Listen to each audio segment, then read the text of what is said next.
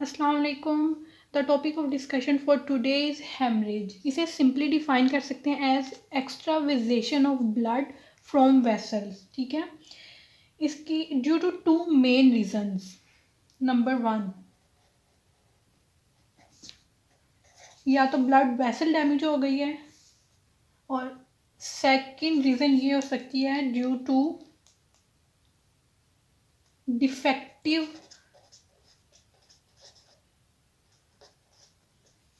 Clot formation.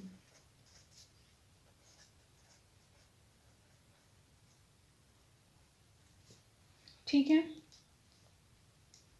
अब जब injury होगी और क्लॉट फॉर्मेशन भी नहीं हो पा रही तो ये ऑब्वियस सी बात है कि ब्लड की वेसल से आउटफ्लो स्टार्ट हो जाएगी, रिजल्टिंग इन हेमरेज। ठीक है,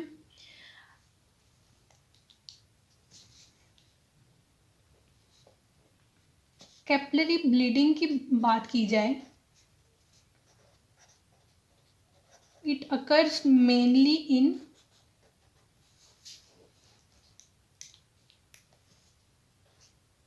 कंजेस्टिव टिश्यू।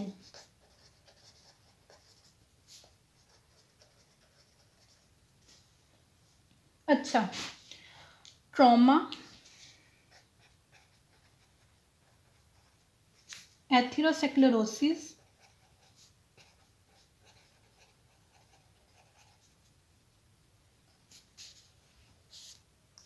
या फिर वेसल वॉल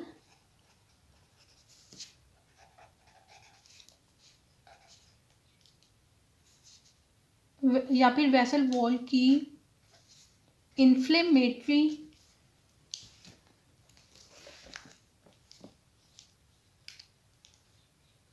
या नियोप्लास्टिक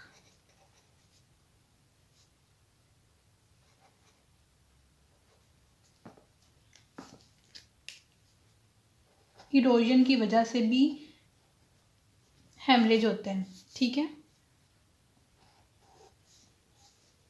रिजल्ट्स इन हेमरेज। देखें, ट्रॉमा, एथेरोस्क्लेरोसिस या फिर वेसल वॉल की इन्फ्लेमेटरी या फिर नियोप्लास्टिक इरोजन हो गई है तो this would result in haemorrhage. और अगर ये इफेक्टेड वेसल कोई कंसिडर कर लें लार्ज आर्टरी या लार्ज वेन है, then haemorrhage would be extensive one.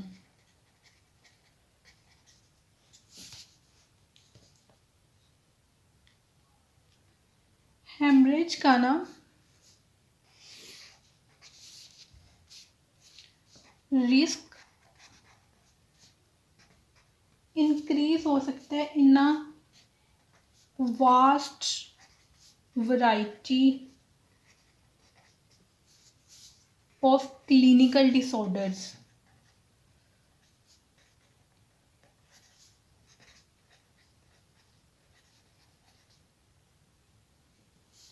जिन्हें कलेक्टिवली कहा जाता है, जिन्हें कलेक्टिवली इंक्लूड किया जाता है हेमरेजिक डायथेसिस में।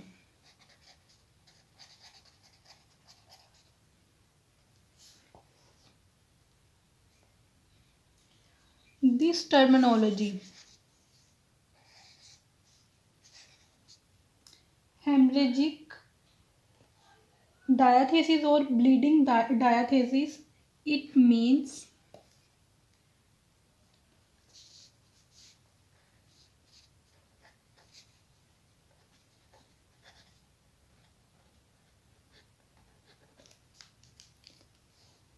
tendency to bleed or bruise easily। ठीक है, talking about the causes,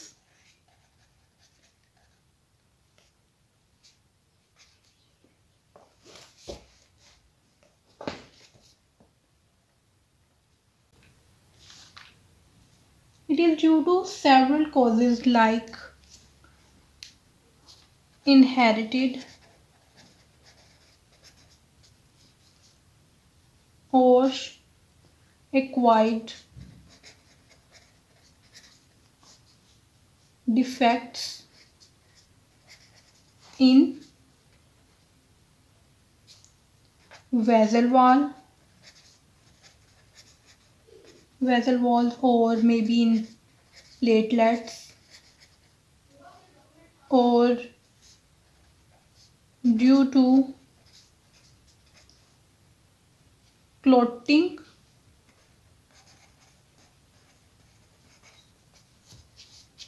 or you can say coagulation factors.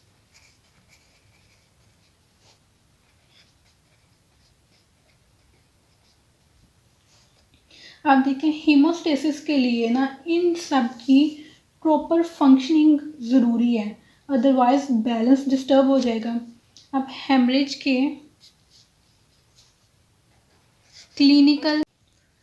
Clinical features को डिस्कस करते हैं। हेमरेज की ना डिफरेंट अपीयरेंस और डिफरेंट क्लिनिकल कॉन्सिक्वेंसेस हो सकते हैं, ठीक है।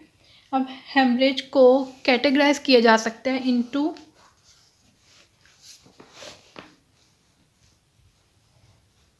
External and internal haemorrhage, for example haematoma. अब this haematoma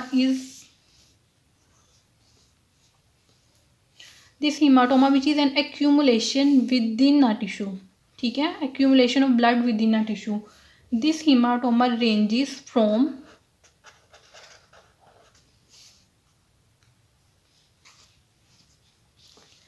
minor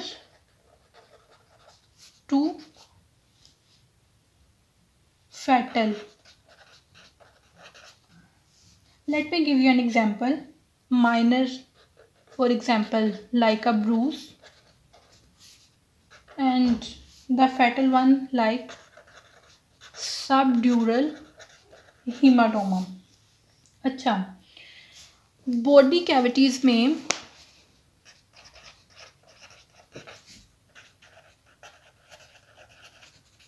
excessive bleeding को उसकी लोकेशन की बेस पे डिस्क्राइब किया जाता है, जैसे थोरैसिक कैविटी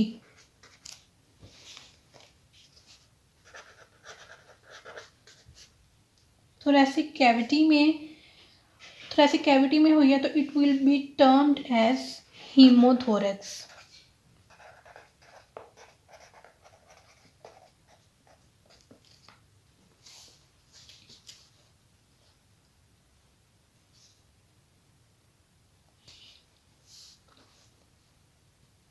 इसी तरह हीमोपेरिकार्डियम अगर पेरिकार्डियम कैविटी में है और अगर पेरिटोनियल कैविटी में है then it is termed as हीमोपेरिटोनियम।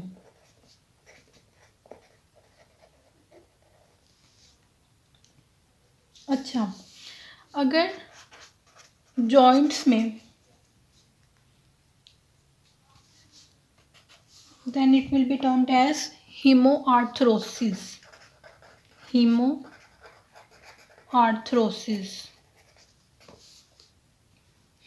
Extensive haemorrhage में कभी कभार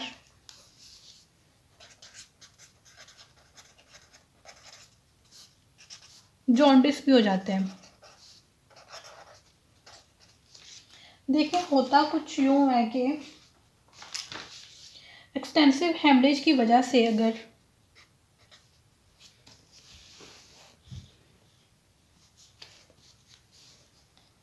आरबीसीज और हीमोग्लोबिन की मैसिव ब्रेकडाउन हो गई है, ठीक है,